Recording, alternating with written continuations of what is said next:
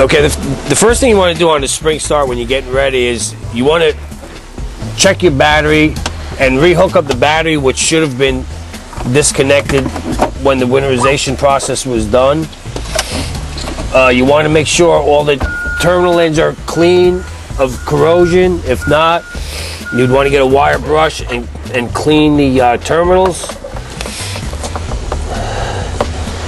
And you definitely want to make sure that you hook up every wire that you disconnected to make sure that you didn't leave any accessory wires off or bilge pump wires off. And you want to make sure all the connections are good and tight.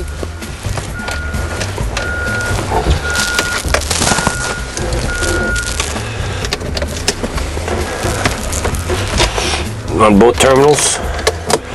Okay, then what you would want to do is check all your fluids first.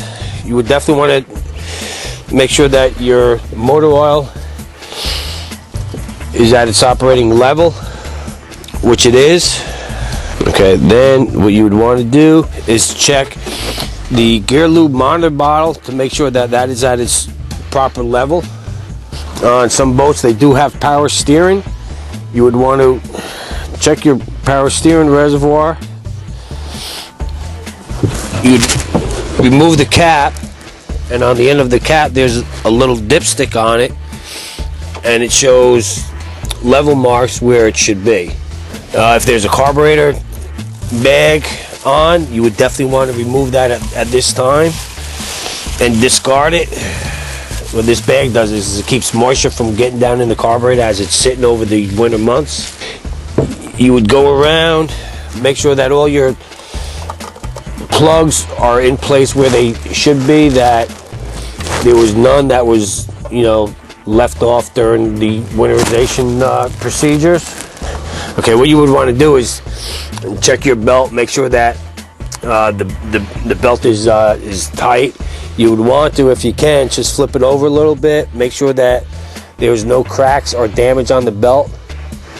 You would look through the whole surface, and if there is, you would definitely want to replace it. If not, then the belt would be fine. Also, towards the back of the boat, there's your trim pump, which operates the drive, and you would look at that. It's basically a clear bottle. You would be able to see the level of the fluid, and if added, you would need to add. If it's where it is, then you could just let it be. And lower down the out drive till it's about in the level position with your trim button.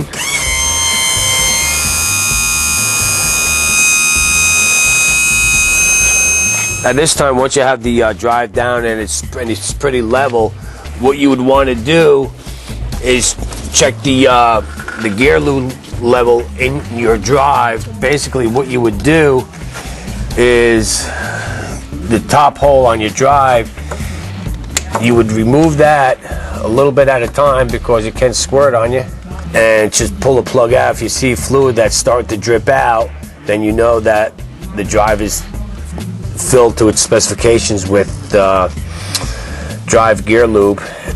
You would put the drain plug back in, make sure it's tight.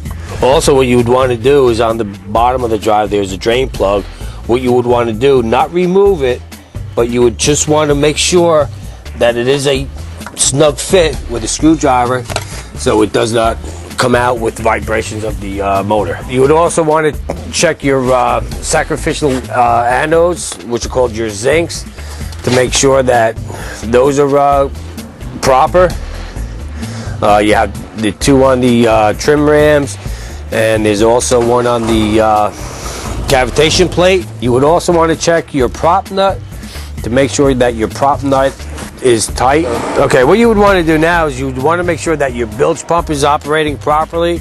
You come to the main switch, turn the switch to the on position, and then you would come to the back of the boat and listen underneath to see if the pump is running. If the pump is running, then you could shut that switch off. Then what you would want to check is to make sure that your auto float switch is working. What you would want to do is reach underneath to where the automatic float switch is, you would want to take the rocker, lift the rocker up, and at that time your bilge pump should start to run.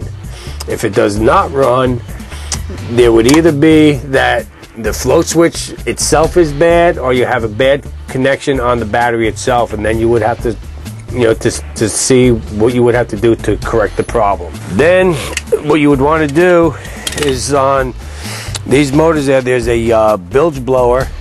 What you would want to do is turn the blower switch to the on position to make sure that runs.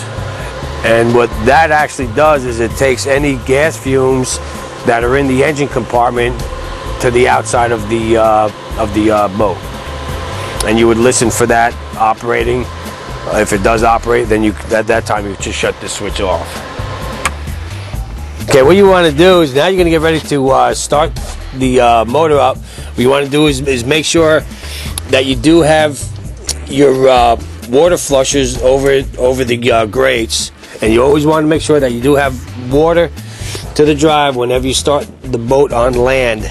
You would get back in the boat, and what you'd want to do is throttle the carburetor approximately 2 to 3 times, bring it back to the neutral position, turn the key and start it. If it does not start the first time, you would want to repeat the procedure of pumping the throttle 2 to 3 times, and it should start.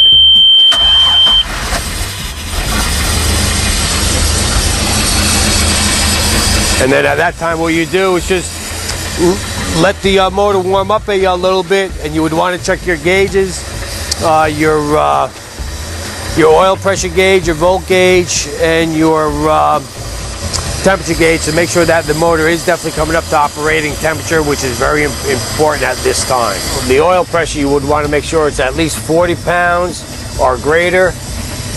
The voltmeter, you would want 13 or greater. The RPM, you would want approximately 750 to 800 RPMs. And your temperature gauge, once it reaches operating temperature, it should reach between 175 to 180 degrees. You do not want above that, because then you would have a blockage problem somewhere in your water circulating system. And you do not want it below that, because then you're cooling the engine too much, and you would have to see why it's staying too cold. Okay, what you would want to do now that the motor is running, you just want to take a peek as it's running, just to make sure that you don't have any fuel leaks coming out around the carburetor system here, that everything is dry. You would want to check your hoses coming from your fuel tank to make sure that they are in good shape, they're not cracked, and you don't have any seepage or leaks coming through those hoses. You would want to look around the motor as it's running, just to make sure that there are no water leaks also coming out of any of the cooling hoses. These here, if you have any water coming out, you would want to check your clamps, make sure your clamps are properly tight. You would also want to check on the bilge blower, which is this part right here. You would want to make sure that your hoses are connected to the blower, that they did not fall off while the boat was being stored during winterization. If they are disconnected, you would definitely want to reconnect those at this time. Okay, at this time what you would want to do is check your navigational lights. You would want to turn your navigational light switch to on, and then just make sure that the lights are lit. And then you would want to check your bow lights to make sure that your bow lights are lit as well. And if not, you would want to replace at this time. And also, what you would want to do is if you have any type of transducer hanging off the back of the boat for a fish finder or something, you would just want to make sure that it is still attached to the boat, that it did not, get damaged during its sit over the winterization period.